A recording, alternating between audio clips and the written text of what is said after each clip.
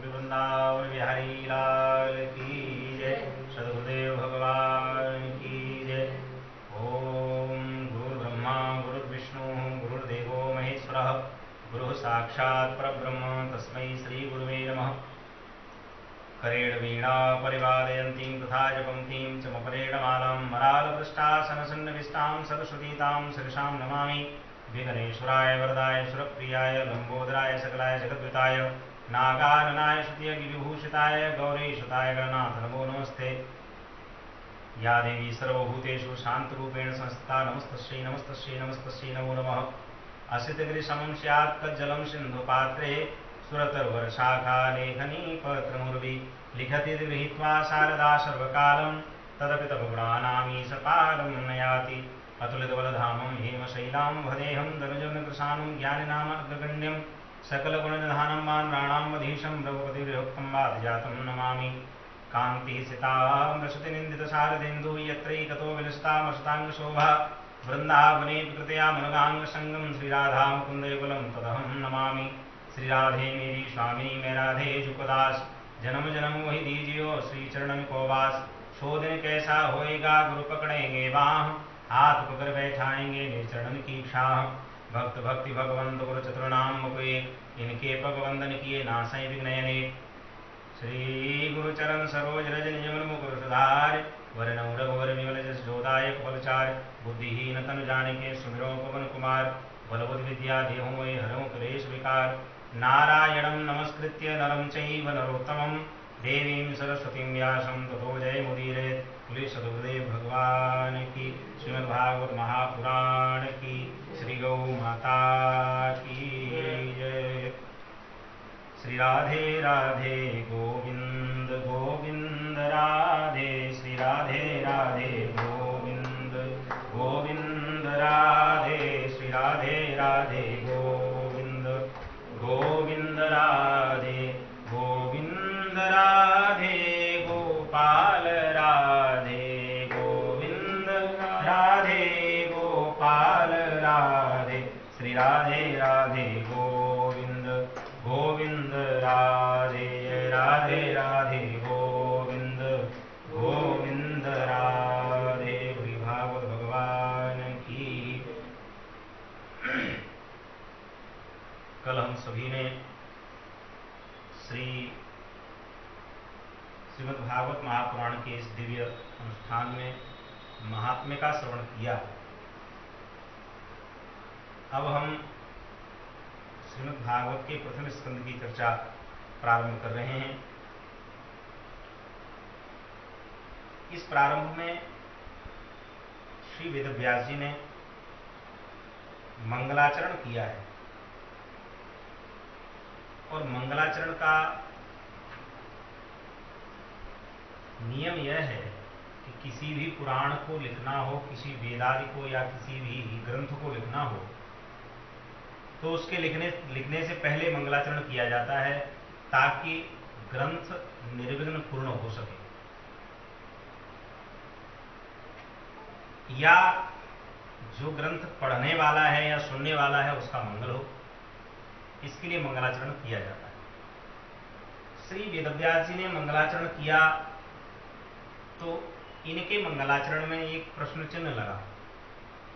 जैसे हम लोग जब घर में कोई पूजा करते हैं तो भगवान गणेश जी का नाम स्वतः सबसे पहले आ जाता है क्योंकि गणपति सब प्रथम पूज्य हैं, इसलिए भगवान गणेश का नाम हम लोग पहले ले लेते हैं।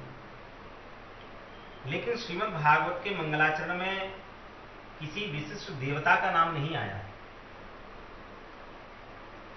और वेदव्यास जी ने स्पष्ट करते हुए लिखा है जन्माद्यस्यतो नयादितरतश्चार्थे स्वभिज्ञस्वराट् तेने ब्रह्म हृदय आदि कवये मुह्यन्ति यत् सूरयः तेजो वारिमृदां यथा विनिमयो यत्र सर्गो मृषा धामना स्वेन सदा निरस्तकुहकं सत्यं परम धीमहि। कहा है कि ऐसे पुराण को हम लोग सुनने जा रहे हैं, ऐसी कथा सुनने जा रहे हैं जिस कथा के भगवान को जन्माद्यस्यतोन्वयादितरतश्चार्थे स्वभिज्ञस्वराट् न कोई जानता है न कोई जान सकता है। जिनकी कथा हम सुनने जा रहे हैं उन भगवान को न कोई जान सकता है, न कोई जान सकता है, न जानने की इच्छा रखे तो भी बड़ा मुश्किल है कि वो जान पाए, क्योंकि न उनके जन्म का पता है, न उनके आदि का पता है, न उनके मध्य अंत का पता है, कोई नहीं जानता। ये वायु कहां से और किसके निर्देश से चल रही है कोई नहीं जानता। पंखा तो आपके हाथ निर्देश से चलता है कि आपने बटन दबाया और चल गई, लेकिन वायु किसके निर्देश से चल रही है यह कोई नहीं जानता। केवल सभी जानते हैं तो ये जानते हैं कि वायु चल रही है परमात्मा की कृपा से, सूर्योदय हो रहे हैं भगवान की कृपा से, गर्मी सर्दी का एहसास होता है भगवान की कृपा से। लेकिन वह भगवान क्या है, वह भगवान क्या है इसको जानने में मुहियत सूर्य जाओ। बड़े बड़े महान कवि हार गए, ब्रह्मा जैसे महान कवि हार गए। ब्रह्मा को भी विशिष्ट कवि कहा गया है, कवियों के स्वामी कहा गया। ऐसे ब्रह्मा जी भी हार गए कि उस ब्रह्म ने आखिर ये करता कैसे है। कहीं चल के जाता नहीं, पंखा लेके बैठा नहीं है कि सारे संसार में पंखा कर रहा हो बैठा बैठा, नहीं। इच्छा है, उसकी इच्छा से हवा चल रही है, उसकी इच्छा है जिससे हम लोग सब चल रहे हैं, हमको जीविका मिल रही है, हम लोगों को श्वास मिल रहा है, केवल इच्छा मात्र तो है। वेद भगवान कहते हैं सहस्त्र शीरिका पुरुष सहस्राक्ष सहस्रपात सभूमि गुम सर्वतस्पत्व चतुर्थ दशांगुलम माह। ऐसे भगवान जिनके हजारों हाथ हैं, हजारों आंखें, हजारों पैर हैं, लेकिन उसके बाद भी वह न चलते हैं, न कुछ करते हैं, न कुछ देखते हैं, न कुछ उनका करना है, कोई क्रिया नहीं है। ऐसे परमात्मा को जिनकी कृपा से तेज जल वायु अग्नि इत्यादि इत्यादि प्रकट होते हैं, हमको लाभ देते हैं, त्रिगुणातीत माया इत्यादि इत्यादि हमको मिलती है, ऐसे भगवान को जो माया पर विजय प्राप्त करने वाले हैं, ऐसे सत्य परमात्मा को हम नमस्कार करते हैं, प्रणाम करते हैं। ऐसा वेदव्यास जी ने कहा है। नाम किसी भी भगवान का नहीं लिया और कहा कि सत्य परमात्मा, सत्यम परम धीमहि। श्रीमद् भागवत के आदि में भी यानी प्रारंभ में सत्य वचन का उल्लेख है, मध्य में भी सत्य का उल्लेख है और अंत में भी सत्य का उल्लेख है। इसलिए कहा जाता है कि भागवत किसी एक विशिष्ट भगवान के लिए नहीं है, भागवत तो समस्त देवताओं के लिए है। किसी भी देवता का उपासक कथा सुन सकता है और उसको फल की प्राप्ति होगी। ऐसा नहीं है कि कोई ठाकुर जी का ही उपासक है वही कथा सुने तो उसी का कल्याण होगा, कोई शंकर जी का उपासक है वो भी कल्याण को प्राप्त होगा, कोई देवी का उपासक है वो भी कल्याण को प्राप्त होगा। सब कल्याण को प्राप्त होंगे अगर वह श्रीमद् भागवत का आश्रय लेते हैं, क्योंकि वो सत्य परमात्मा जिसका कोई आदि मध्य अंत नहीं है। तो एक प्रश्न उठा कि जब उसका पता ही नहीं है, जब आदि मध्य अंत कुछ नहीं है, न उसके बारे में कोई जान सकता है, न उसे कोई देख सकता है, तो हम फिर पागल हैं जो मंदिरों में घूम रहे हैं। क्या अर्थ है मंदिरों में जाने का? तब एक इस प्रश्न का उत्तर दिया और कहा कि आप जिस देवता को देख रहे हैं वो तो एक तरह से सगुण ब्रह्म है, और जो दिखाई नहीं दे रहा है वो निर्गुण ब्रह्म है। आजकल कई ऐसे संप्रदाय वाले लोग हैं जो ये प्रश्न लगाते हैं कि सगुण तो है ही नहीं, केवल निर्गुण ब्रह्म है, यानी परमात्मा निर्गुण है, उसका कोई सगुण नहीं है, कोई ईश्वर का रूप नहीं है, ऐसा कहते हैं। लेकिन ये सत्य नहीं है, क्योंकि जहां सगुण है वही निर्गुण होगा, जहां निर्गुण है वही सगुण होगा। जैसे व्यक्ति मां के गर्भ में आया तो उसका कोई तो निमित्त होगा, बिना निमित्त के कैसे आएगा, उसका कोई तो निमित्त होगा। जैसे संसार में जीव के आने का निमित्त माता पिता होते हैं, वैसे ही भगवान का संसार में अवतार लेने के निमित्त परमात्मा के भक्त होते हैं। वैसे ही भगवान भक्तों के लिए जन्म लेकर आते हैं। भगवान इसलिए आते हैं कि मेरे भक्तों पर कष्ट पड़ रहा है तो आना पड़ता है उनको, अन्यथा भगवान को अवतार लेने की कोई आवश्यकता नहीं है। उन्हें क्या जरूरत है तुम्हारी माला चढ़ाओ चढ़ाओ मत चढ़ाओ, तुम उन्हें दक्षिणा दो या मत दो, तुम उनकी पूजा करो या मत करो, उन्हीं की क्या गरज पड़ रही है। परमात्मा की कोई गरज नहीं, गरज हमारी है कि हमें जब दुख होता है तो हम भगवान के आगे जाकर के रोने लग जाते हैं, ठाकुर जी हमको बचाइए। तो ऐसे परमात्मा को साधारण रूप से बांधने का तरीका क्या है, साधारण रूप से उस परमात्मा की कृपा प्राप्त करने का तरीका क्या है, उसके लिए वेदव्यास जी कहते हैं धर्म प्रोजित कैतवोत्र परमो निर्मत शरणाम शताम वेद्यम वास्तवमत्र वस्तु सिद्धम तापत्र उन्मूलनम श्रीमद्भागवते महामृते किंबा परीश्वर सद्यो हृदयवरुद्धते पृथ्वी शुश्रूषवित तत्क्षणात्। उन परमात्मा को जिनको सत्य के रूप में देखा जाता है, जिनको कोई देख नहीं सकता, जिनको कोई जान नहीं सकता, उन परमात्मा को जानने का तरीका क्या है? बोले धर्म प्रोजित। प्रोजित धर्म उनको जानने का तरीका है। प्रोजित कहते हैं कोई भी कर्म, चाहे वो माला फेरना हो, चाहे दान करना हो, चाहे वो परिक्रमा लगाना हो, चाहे वो किसी की सेवा करना हो, कोई भी कर्म के पीछे कामना न हो, उसको प्रोजित कहते हैं। ऐसे समझ में आएगा। हनुमान चालीसा हम किसी कामना से कर रहे हैं तो वो प्रोजित नहीं है, और बिना किसी कामना के कर रहे हैं तो प्रोजित है। और भगवान को ऐसे लोग बहुत प्रिय हैं जो बिना किसी कारण भजन करते हैं। संसार में ज्यादा से ज्यादा लोग किसी कारणवश भजन करते हैं, कोई ना कोई कारण है।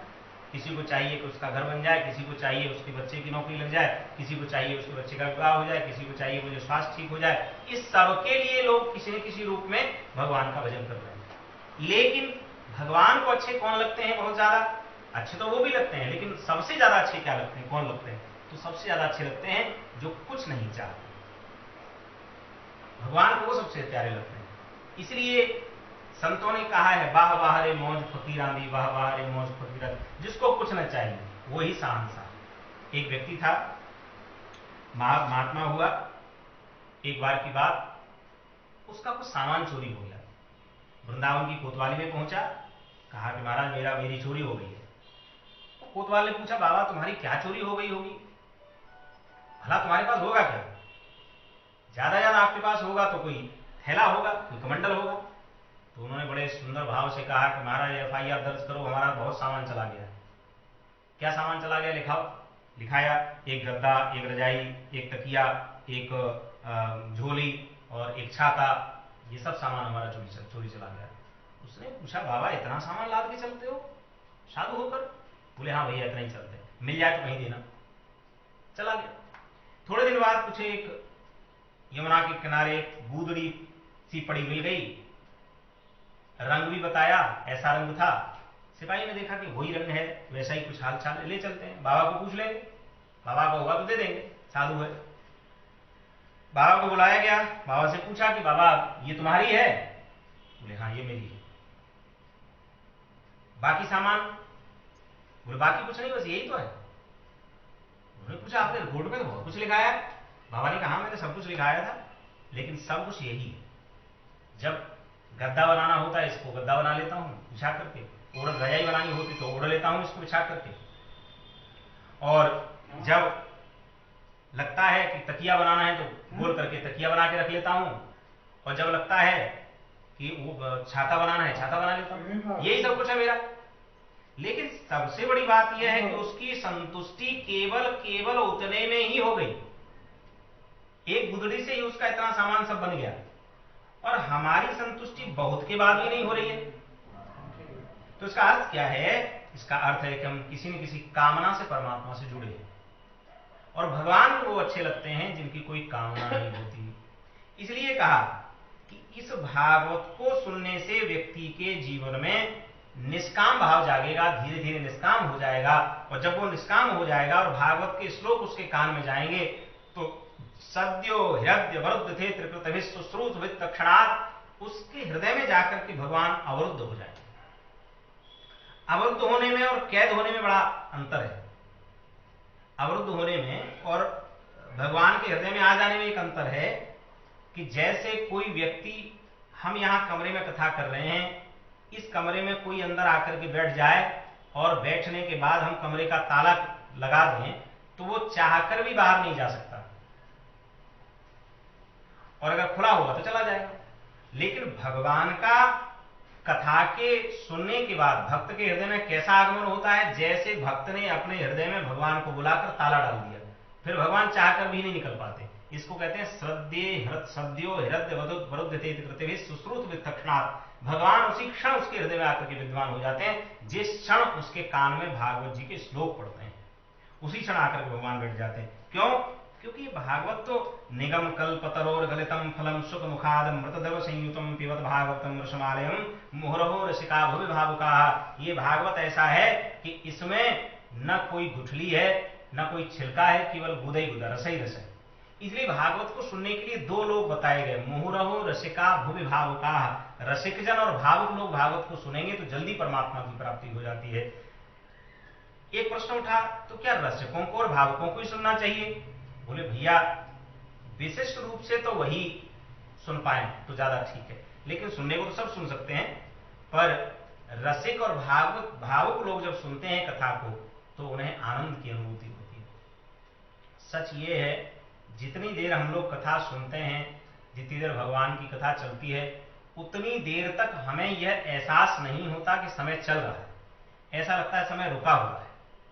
और जब हम लोग कथा विराम कर देते हैं तो ऐसा लगता है कि बड़ी जल्दी समय निकल गया, क्योंकि परमात्मा के भजन में जीवन भी इसी तरह निकल जाता है।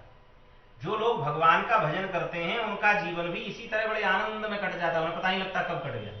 और जो लोग प्रपंच में रहते हैं उनको हर क्षण कष्ट का अनुभव होता है। हर क्षण उनको लगता है कि ये भी कष्ट आ गया, इसका निर्वाह करो, ये भी कष्ट आ गया, इसका निर्वाह करो। इसलिए भगवान के भजन में रहने में यही फायदा है। उसके बाद प्रारंभ हुआ कथा का। श्री सूजी महाराज से सौनकाद ऋषियों ने 6 प्रश्न किए। उन 6 प्रश्नों पर श्रीमद् भागवत को आधारित बताया गया है। पहला प्रश्न किया, हे प्रभु एक बात बताइए, मनुष्य का परम धर्म क्या है? मनुष्य को क्या करना चाहिए? मनुष्य के लिए श्रेष्ठ धर्म क्या है? और श्रेष्ठ धर्म में भी मनुष्य क्या करे जिससे भगवान की प्राप्ति हो जाए? दूसरा प्रश्न है, मनुष्य को जब वो किसी मंदिर में जाता है, किसी देवालय में जाता है, तो बहुत सारे भगवान वहां बैठे होते हैं, तो किस भगवान की पूजा करे, किसको छोड़ दे? तीसरा प्रश्न है, भगवान के कितने अवतार हुए? चौथा प्रश्न है, भगवान ने अवतार लेकर के कौन कौन सी लीलाएं की? पांचवा प्रश्न है, भगवान धराधाम छोड़कर कहां गए? और छठवां प्रश्न है कि भगवान जब छोड़कर चले गए संसार को तो धर्म किसकी शरण में गया? धर्मम कह शरणं गतः, धर्म किसकी शरण में गया? ये आप हमको बताइए। श्री सौनकाद ऋषियों ने कहा कि देखो आपने प्रश्न बहुत अच्छा किया है।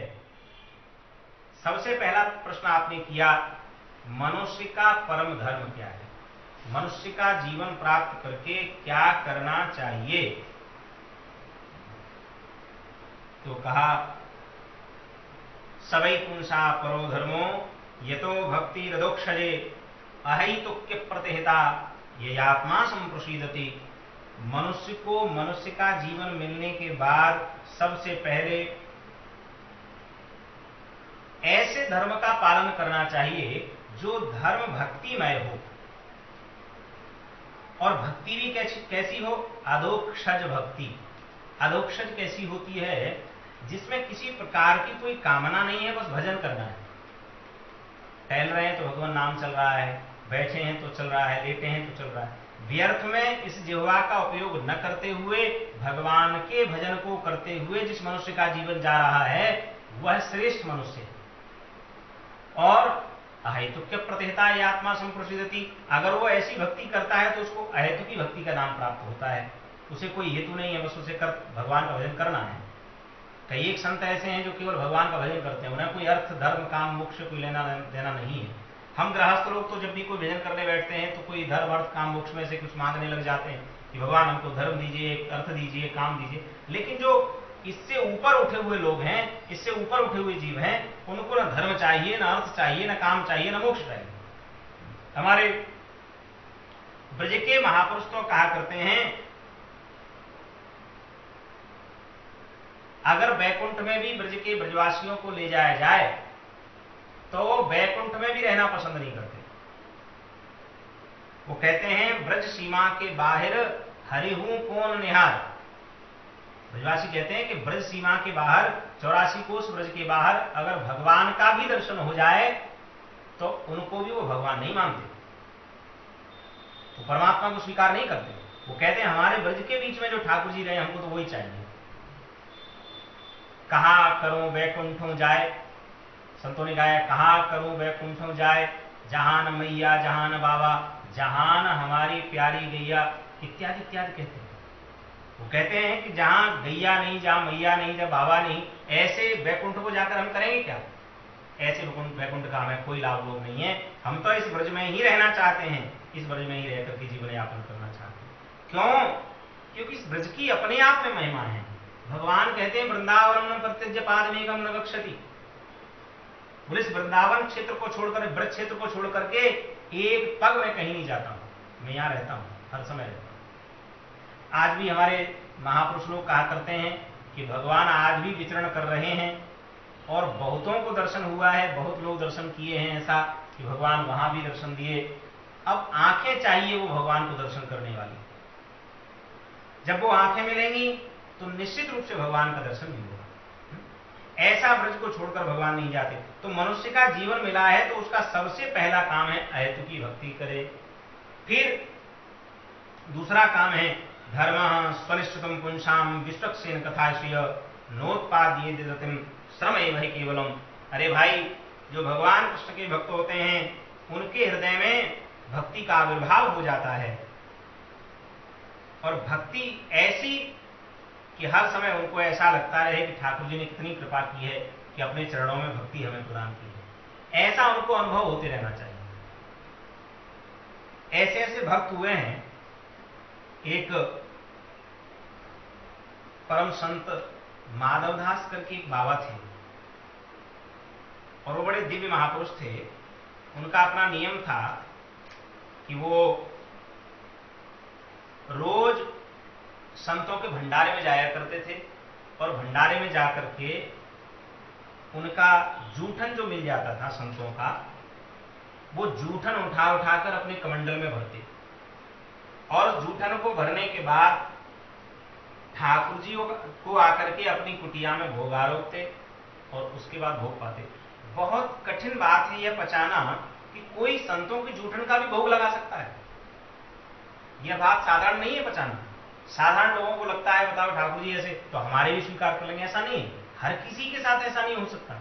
उस उच्च कोटि की अवस्था में जाना पड़ेगा पहले, जहां ठाकुर जी कुछ भी स्वीकार कर लें।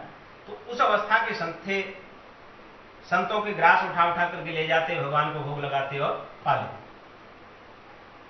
एक समय की बात, उन्होंने एकादशी का पारायण किया था। द्वादशी के दिन भूख व्याप रही थी। इतनी ज्यादा भूख प्यास लगी कि संतों के भंडारे में गए, जूठन समेटी जल्दी जल्दी, और जाकर के अपनी कुटिया में पहुंचे, और पहुंच करके उस कमंडल में से निवाला अपने मुंह में रख लिया। और जैसे ही मुंह में रखा तो याद आया कि मेरे गुरुजी ने कहा था कि जब भी जीवन में कुछ उपयोग करना तो भगवान को भोग लगाकर उपयोग करना, परमात्मा को देकर उपयोग करना, बिना भगवान के भोग के उपयोग नहीं करना, कुछ भी उपयोग करो। और मेरा नियम था कि मैं हर बार रोज लाता था और भगवान को भोग लगाता। आज मैंने ठाकुर जी को पूछा भी नहीं और मुंह में रख लिया, अब क्या करूं? वह संत विचार करने लगा कि संतनि को यह सीथ प्रसाद लियो मुख डारे न जात गिरायो। संतनि को यह सीत प्रसाद लियो मुख डारे न जात गिरायो। कि लीलत लाज लगे मन में मनमोहन को नहीं भोग लगायो। अब संतों का प्रसाद है, इसको अगर गिराता हूं तो सीत प्रसादी का अपमान होगा, संतों का अपमान होगा। और प्रसाद का अपमान सबसे बड़ा कहा गया है। कथा सुनी होगी सत्यनारायण भगवान की आप लोगों ने। कलावती लीलावती प्रसाद छोड़ करके चली गई, उसके पति और बेटे को भगवान ने डुबो दिया नाव के साथ। प्रसाद का अपमान नहीं करना चाहिए। आज वही बात याद आ रही है। लेकिन अब प्रसाद का अपमान न करें, और अगर इसको अंदर लेते हैं तो भगवान का भोग नहीं लगाए। और बिना ठाकुर जी के भोग के आरोगी गई वस्तु का उपयोग जीवन में अगर करेंगे तो उसका लाभ आपको प्राप्त नहीं होगा, उसका कोई लाभ नहीं। क्या करें? तो भई गति सांप छछूंदर की, कहा करूं कछु सोच न पायो। अब सांप छछूंदर जैसी गति हो गई, उगले किली में, ऐसी गति हो गई।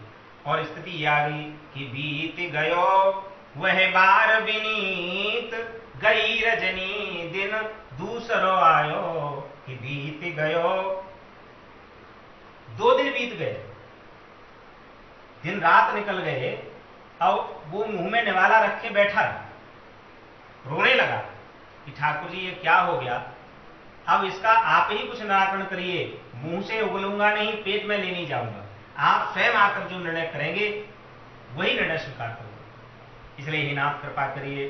अब माधवदास रोए जा रहे हैं, लेकिन 2-3 दिन तक ठाकुर जी नहीं पधारे। तीसरे दिन भगवान से रहा नहीं गया कि न तो ये लीलता है, न बाहर निकालता है, चलना ही पड़ेगा। और माधवदास के आगे ठाकुर जी प्रकट हो गए और ठाकुर जी ने माधव से चिल्लाकर कहा, माधव माधव पास तुम्हारे आयो, आयो पास तुम्हारे आयो, माधव पास तुम्हारे आयो। अरे माधव देख, मैं तुम्हारे पास आ गया, अब बताओ तुम्हारी क्या समस्या है। आंखें खोली, जैसे ही देखा ठाकुर जी खड़े हैं, पैर पकड़ लिए, नाथ अब बताइए मुझे क्या करना चाहिए, ये निवाला ना अंदर जाता है और बाहर तो जाएगा कैसे। ठाकुर जी ने कहा, रुको, तुमने भोग नहीं लगाया, कोई बात नहीं, अपना मुंह खोलो। और भगवान ने माधवदास के मुख में से भोग निकाल कर पा लिया। बोले अब तो इसको ले लो। कितनी विलक्षण भक्ति होगी उसके जीवन में। ऐसे महापुरुषों को कुछ भी चाहने की कल्पना से भक्ति नहीं होती, वो केवल ऐसी भक्ति करते हैं कि उन्हें परमात्मा का दर्शन हो जाए, बाकी और कुछ नहीं चाहिए। आज हम लोग भक्ति करते हैं कुछ न कुछ मिल जाएगा, या नित्य पूज रहे हैं तो इसलिए कि भविष्य में कुछ चाहिए, लेकिन ऐसे ऐसे संत हैं और ऐसी भक्ति जो लोग गृहस्थ भी कर रहे हैं, उन गृहस्थों के जीवन में भगवान कृपा करते हैं। उसके बाद कहा दूसरा काम मनुष्य का क्या है। दूसरा काम है, किसी के काम जो आए उसे इंसान कहते हैं, पराया दर्द अपनाए उसे इंसान कहते हैं। यूं भरने को तो दुनिया में पशु भी पेट भरते हैं, यूं भरने को तो दुनिया में पशु भी पेट भरते हैं। जो मिलकर बांट कर खाए उसे इंसान कहते हैं, जो मिलकर बांट कर खाए उसे इंसान कहते हैं। अरे मैंने अपने लिए कमा करके खुद खा लिया, इसका क्या अर्थ है। कई महापुरुषों के मुख से हमने सुना है, जो लोग खुद कमाकर खुद ही खा लेते हैं उन्हें कीड़ा बनना पड़ता है। हमने देखा है 4 भाई थे, एक भाई ने बहुत धन कमाया और 3 बेचारे गरीबी में जीवन यापन कर रहे हैं। ये बहुत बड़ा अपराध कहा गया है। शास्त्र कहता है कि अगर तुम्हें भगवान ने धन बल वैभव कुछ दिया है, उसका लाभ सबको होना चाहिए, क्योंकि भगवान उसी को देते हैं जिससे वो अपेक्षा करते हैं कि ये सबको बांट कर खाएगा, उसी को देते हैं। ठाकुर जी भी उसको देते हैं जो सबको बांट कर खाएगा, इसी को दो। लेकिन जब ऐसा जीव नहीं करता तो उसकी दुर्गति हो जाती, और ऐसी दुर्गति होती है कि वो चाहते हुए भी उसका उपयोग फिर नहीं कर पाता। अभी ऐसी कठिन कराल महामारी में आप लोग देख रहे होंगे, बड़े बड़े दिग्गज जो अपने आप में धनवान हुआ करते थे और चले गए, धन से कुछ नहीं कर पाए। क्यों? उसका कारण केवल यही है, उन्होंने बांट कर खाने की कोशिश नहीं की, कि उन्होंने केवल खुद खाने की कोशिश की। कभी कभी दुख होता है, कहना नहीं चाहिए, देश की स्थितियों को देखकर कैसे कैसे लोगों ने ऑक्सीजन के ऊपर, दवाइयों के ऊपर कालाबाजारी की। बहुत दुर्दांत दुख है ये। किसी को हम राक्षस प्रवृत्ति कहते हैं, उन्हें मनुष्य नहीं कहा जा सकता। जो किसी की पीड़ा नहीं देख सकता, जो किसी की पीड़ा में साथ नहीं दे सकते, वो क्या मनुष्य हो सकते हैं? कदापि नहीं हो सकते। ऐसे ही राक्षसों की वजह से ये महामारियां प्रकट होती हैं। इन्हीं के कारणों से ये पाप महामारियां आती हैं, और इनको तो कष्ट होता ही है, इनके चक्कर में सज्जनों को भी कष्ट हो जाता है, उनको भी दुख भोगना पड़ता है। इसलिए शास्त्र कहता है कि अगर अपने से भगवान वैभव दल धन बल कुछ देवें तो उसका सबको सहारा देकर चलना चाहिए। मनुष्य वही है जो अपने से सबको सुख दे, अपने शरीर से, अपने धन से, अपने बल से जो सबको सुख दे रहा है वही मनुष्य है। अन्यथा तो राक्षस है। जो केवल अपने सुख के लिए जी रहा है वो केवल मनुष्य की योनि छोड़ करके पशु माना जाता है। इसलिए मनुष्य का यह काम है। और क्या करे, देखिए भगवान की कथाओं में, जिन लीला कथाओं में जिनका अनुराग हो जाता है उनके जीवन में धर्म आ जाता है। और धर्म का फल क्या है? मोक्ष। और मोक्ष का फल क्या है? बोले मोक्ष होने के बाद जीव के जीवन में किसी भी प्रकार की कोई कामना अपने आप नहीं रहती। मोक्ष तो यही है कि आज जो मुझे मिला है वो भगवान ने बड़ा दिया है, बड़ा अच्छा है। कभी ये देखो कि जिनके पास कुछ नहीं है उनकी क्या दशा होगी। हम लोग जब भी दुखी होते हैं तो ये देखकर दुखी होते हैं कि हमसे ऊपर वालों में बड़ा सुख है। दीन कहे धनवान सुखी, धनवान कहे सुख राजा को भारी, राजा कहे सुख इंद्रहु को बहुत। दीन को लगता है कि राजा को सुख है, राजा को लगता है इंद्र को सुख है, इंद्र को लगता है चतुरानन को सुख है, ब्रह्मा को सुख होगा, ब्रह्मा को लगता है कि विष्णु भगवान को सुख होगा, और विष्णु को लगता है कि भैया सारे संसार को सुख है, मुझे सुख नहीं है। सबको लगता है सुख होगा, लेकिन सही बात तो यह है सुख किसको है? बोले कबीरा सब जगह निर्धना, धनवंता नहीं कोई, धनवंता सोई जानिए जब राम नाम। सुख केवल उसको है जिसके पास परमात्मा की कृपा है। भगवान की सबसे बड़ी कृपा का अनुभव अगर कहीं करना है तो यहां से करिए। 2 वक्त का भोजन परमात्मा अगर आपको सही से दे रहे हैं तो भगवान की बड़ी कृपा है। आपको समय से सोने को मिल जाता है, समय से खाने को मिल जाता है, समय से पहनने को मिल जाता है। और जब कोई काम आपके जीवन में प्रकट होता है, जब कोई काम आपको आता है तो काम पूरा हो जाता है जल्दी से, बिना किसी झंझट के, बिना किसी विघ्न के। तो इससे बड़ी ठाकुर जी कृपा जीवन में कोई नहीं हो सकता। सुखी तो महाराज इस संसार में कोई है ही नहीं। क्यों? क्योंकि दुखी वही है जिसकी संतुष्टि नहीं हो रही है। जो संतुष्ट नहीं वही दुखी है। आपने देखा होगा बहुत लोगों को सब कुछ होते हुए भी उनकी है विडंबना रहती है कि आप उनसे पूछिए कि क्या हाल, बोले बड़े परेशान, बहुत दुखी। कहां दुखी है बताइए? तो उत्तर देंगे कि महाराज 50,000 कमाते हैं, पूरा खर्च हो जाता है। अरे भाई, तो रखा किसके पास रहता है? ऐसा कोई जीव है संसार में जिसने पैसा कमाया और खर्च ना हुआ हो?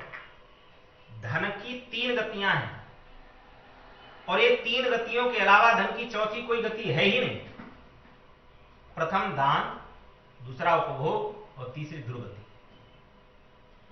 पहली 2 गतियां जिसने अपने जीवन में धन की कर ली उसके धन की तीसरी गति नहीं होगी। लेकिन जिसने पहली गतियां नहीं की उसकी तीसरी गति हो जाएगी। न चाहते हुए भी उसका धन नष्ट हो जाएगा। जैसे या तो दान कर लो, उपभोग कर लो, मतलब अपने ऊपर खर्च कर लो उसको। भगवान कहते हैं खूब खर्च करो, कोई दिक्कत नहीं, और दान करो, तो निश्चित दुर्गति नहीं होगी। आपका धन गलत खर्च नहीं होगा। गलत खर्च तभी होगा जब आप उसका दान और उपभोग नहीं करेंगे। क्योंकि धन की एक विशेषता है, जहां ये जाता है, ज्यादा मात्रा में जाता है तो दोष लेकर जाता है। और उसमें पहला दोष है अहंकार और दूसरा दोष है उस व्यक्ति की बुद्धि का हरण कर लेता है। और निश्चित रूप से उस धन के दोष के कारण बीमारियां, कोर्ट आदि झंझट व्यक्ति को लग जाता है। इसलिए शास्त्र कहता है कि समय रहते दान और उपभोग कर लो, अपने ऊपर खर्च कर लो और दान कर लो। नहीं तो बहुत ऐसे हैं बैंक बैलेंस छोड़ के चले गए और उसका उपभोग करने वाले भी नहीं बचे होंगे। संसार में कितने ऐसे जीव चले गए होंगे अभी वर्तमान ऐसी दुर्दांत महामारी में, कितने लोग गए होंगे। इसलिए जो मिला है उसमें से दान। अब बात आती है कि दान कितना करें, उपभोग कितना करें, बचा के कितना रखें। तो उसके लिए कई महापुरुषों ने, एक बहुत बड़े महापुरुष हुए श्रीमद् भागवत के बड़े विद्वान परम पूज्य श्री विष्णु आश्रम स्वामी जी, दर्शन हमने नहीं किया लेकिन उनके चरित्र, उनके साहित्य को मैंने बहुत पढ़ा। वो बताते हैं कि धन के हिस्से बनाने चाहिए। 5 हिस्से धन के करने चाहिए। पहला हिस्सा उपभोग के लिए, दूसरा हिस्सा भविष्य के लिए, कभी कोई बीमारी ना आ जाए, कभी किसी प्रकार का कोई संकट ना आ जाए। तीसरा हिस्सा दान के लिए, चौथा हिस्सा अतिथि इत्यादि की सेवा के लिए, और पांचवा हिस्सा जो बचता है उसे किसी न किसी रूप में अपने आसपास के लोगों की सुरक्षा व्यवस्था के लिए, यानी अपने परिवार के अन्य लोगों के ऊपर खर्चा हो जाए, रिश्तेदार के ऊपर हो जाए, या बहन बेटी को दान देना है उसके लिए हो जाए। इस प्रकार से धन के कुछ कुछ विभाग करने चाहिए। तो सज्जन को चाहिए कि वो धन का मैनेजमेंट करे। हर एक ग्रंथ हमारे जीवन के ऊपर है, अगर कोई पढ़े तो सही जीवन जीना सीख जाए, कोई समझे तो। अगर हम इतने विभाग धन के करें, प्रत्येक महीने जब हमको मिलता है तो हम विभाग करना शुरू कर दें, तो मैं निश्चित कहता हूं उस व्यक्ति के जीवन में धनाभाव कभी नहीं होगा, धन का अभाव नहीं हो सकता। धन का अभाव तभी होगा जब आप धन के सही उपयोग को नहीं जानते। इसलिए मनुष्य का कर्तव्य क्या है कि भगवान की लीलाओं में अनुराग करे, और अनुराग करके भगवान की कृपा से अपने जीवन निर्वाह के लिए जो वस्तुएं प्राप्त हैं उनको प्राप्त करते हुए, उनका आनंद लेते हुए, और भगवान को पाने की जिज्ञासा मन में प्रकट कर ले। दूसरी बात है, मंदिर में जाएं तो किसकी पूजा करें, किसको छोड़ दें, ऐसा प्रश्न उठा। तो कहा कि मंदिर में जाओ, सबको लोटा चढ़ाओ, सबको फूल चढ़ाओ, लेकिन इष्ट एक ही होना चाहिए। इष्ट एक हो और उसी का दर्शन सब देवताओं में हो। ऐसा नहीं कि सब जगह देवता बदलने में लगे रहो। देवता एक, मंत्र एक, गुरु एक, आसन एक, ये जिसके जीवन में है, आप समझिए परमात्मा की भक्ति आ जाएगी। देवता, मंत्र और गुरु और आसन, ये एक रहना चाहिए। भजन करने वाला आसन, मंत्र करने जपने वाला मंत्र, और गुरु और देवता, जिसके प्रति समर्पित हो उसी के प्रति समर्पित हो जाओ। ऐसा नहीं है कि ये हनुमान जी अलग हैं, शंकर जी में अलग ताकत है, कि ठाकुर जी में अलग ताकत है, देवी मैया में अलग, किसी में सब बराबर है। ऐसे समझ लीजिए, थोड़ा सा लगता है बाह्य रूप से ऐसे लगता है जैसे दो तीन पार्टियां चुनाव में लड़ती हैं तो एक दूसरे की बुराई करती हैं, इस प्रकार से अलग लगता जरूर है, लेकिन ऐसा है नहीं। शाम को इकट्ठे होते हैं, एक जगह चाय होती है सबकी, सब बैठ करके बात करते हैं, आज हमारे इतने भक्त आए, आज हमारे इतने भक्त आए, सब बैठ के बात करते, क्योंकि सब एक ही है, कोई अलग है ही, किसी में कोई भेद नहीं है। इसलिए जिसकी भी आप भक्ति कर रहे हैं उसके प्रति समर्पित हो जाए, चाहे वो देवी के रूप में हो, चाहे शंकर भगवान के रूप में हो, चाहे भगवान कृष्ण के रूप में हो। हमारे पूज्य शिक्षा गुरुदेव परम पूज्य श्री गिरिराज किशोर शास्त्री जी, वो कहा करते थे, प्रश्न उठाया एक महापुरुष ने, हम जब पढ़ते रहे तो कहा कि महाराज जी, गुरु जी एक बात बताइए, क्या ये संप्रदाय अलग अलग हो गई हैं, तिलक इत्यादि अलग अलग हो गए, उपासना अलग अलग हो गई, तो इसके कारण से क्या इष्ट भी बदल लेना चाहिए? उन्होंने कहा नहीं, जहां जिसका मन लगा है उसको वहीं लगे रहना चाहिए। संप्रदाय बदलने से कुछ नहीं होता, मोक्ष सबको मिलना है, जो भजन कर रहे हैं उनको मोक्ष मिलना है, और जाना भी सबको एक ही जगह है। ये तो रास्ते बना दिए हैं भगवान ने कि आपको जो चाहे उस रास्ते से चले जाइए, यह आपके ऊपर निर्भर करता है। क्या आप भगवान कृष्ण की पूजा करना चाहते हैं, क्या आप देवी की पूजा करना चाहते हैं, या भगवान शंकर की पूजा करना चाहते हैं? आप जिसकी आराधना करना चाहें उसके प्रति समर्पित होकर आराधना करिए, 24 घंटे वही दिखें। श्री गोस्वामी तुलसीदास जी को वृंदावन में ज्ञान गुरु में स्थान बना हुआ राम भय रघुनाथ आश्रम है, श्याम भय रघुनाथ।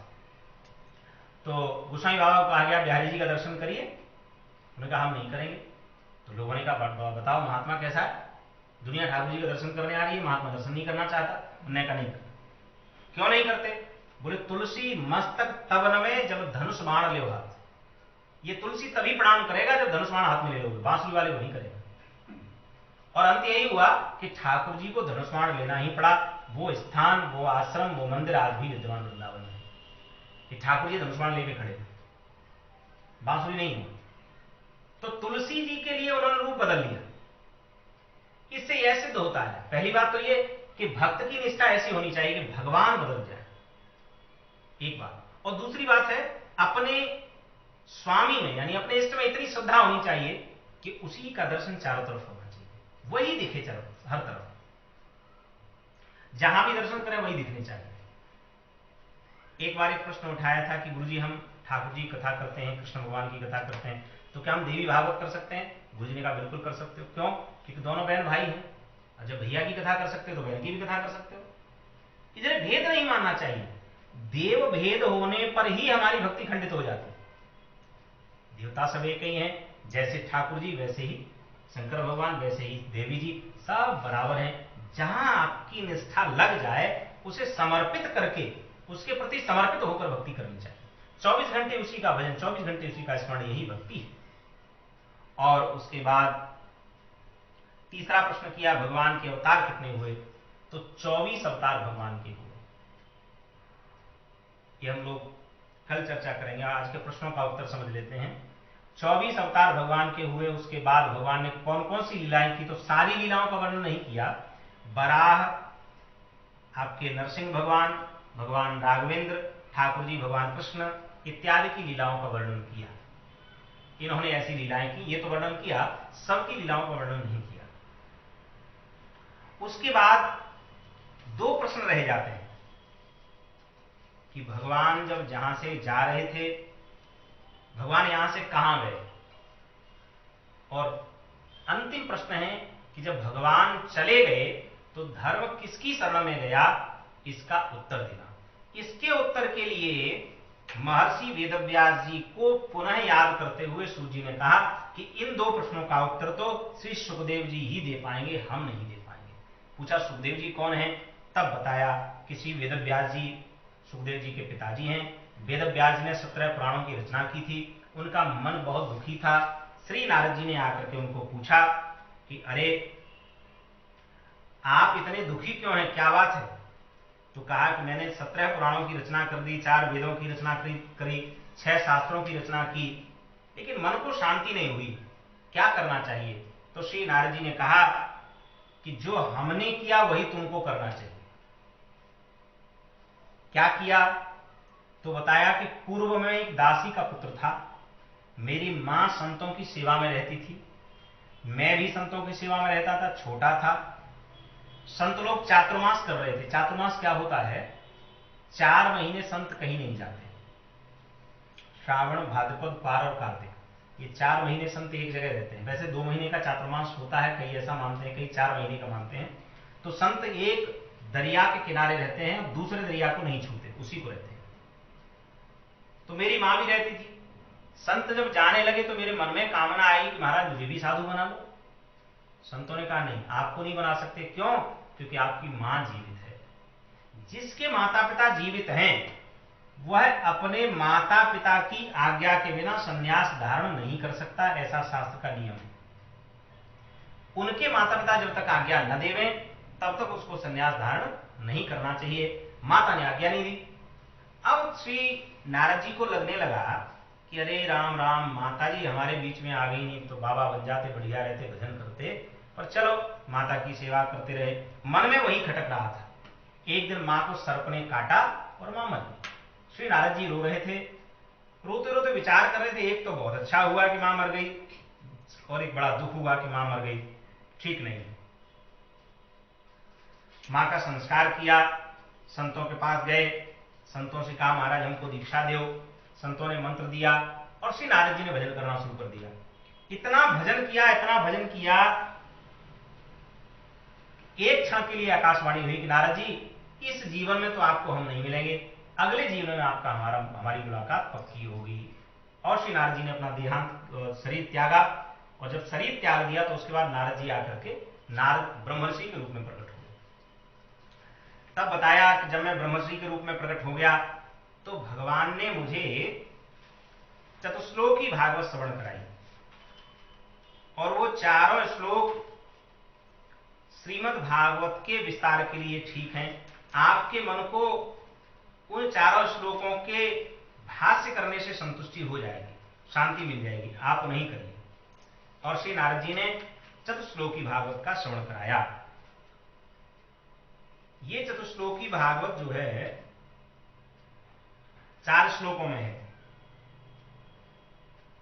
मूल भागवत 4 श्लोकों में है, लेकिन इन 4 श्लोकों से श्री नारद जी, श्री वेदव्यास जी ने 18,000 श्लोकों का, 335 अध्याय का और 12 स्कंद का एक ग्रंथ बनाया।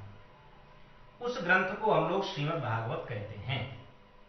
वो 4 श्लोकों से, वो आगे कथा में आएंगे, 4 श्लोकों से 18,000 श्लोक कर दिए। भगवान गणेश जी ने सरस्वती नदी बद्रिकाश्रम में सरस्वती के उद्गम स्थल पर बैठ करके श्री गणेश जी श्लोक लिख रहे हैं। वेद व्यास जी लिखना श्लोक बोलते जा रहे हैं और 18,000 श्लोक का एक ग्रंथ तैयार किया, उसको हम श्रीमद् भागवत कहते हैं। क्यों? क्योंकि अंत में भगवान इसी ग्रंथ में विलीन हो जाते हैं, इसी में आ जाते हैं। तो भगवान प्रत्यक्ष रूप से दिख रहे हैं या नहीं दिख रहे हैं, ये बात बाद की है, लेकिन भागवत के रूप में प्रत्यक्ष भगवान है, यह हमें विश्वास मान लेना चाहिए। भागवत जी के रूप में भगवान संसार में हमारी रक्षा करने के लिए विद्यमान है, ऐसा हम सभी को मान लेना चाहिए। ऐसा मानना अनिवार्य भी है, क्योंकि भगवान अंत में भागवत जी में ही चले गए। जब श्रीमद् भागवत जी लिख गई, उसके बाद श्री वेद व्यास जी ने सोचा इसका प्रसार प्रचार कैसे होगा, तो सुखदेव जी के जन्म की कथा पर पहुंचे और सुखदेव जी को यह कथा श्रवण कराई। सुखदेव जी के जन्म की कथा हम लोग कल श्रवण करेंगे और कल ही हम लोग कुंती आदि की स्तुति पर विचार करेंगे। बोलिए वृंदावन बिहारी लाल की जय। जय जय श्री राधे। नमः पार्वती पतये हर हर महा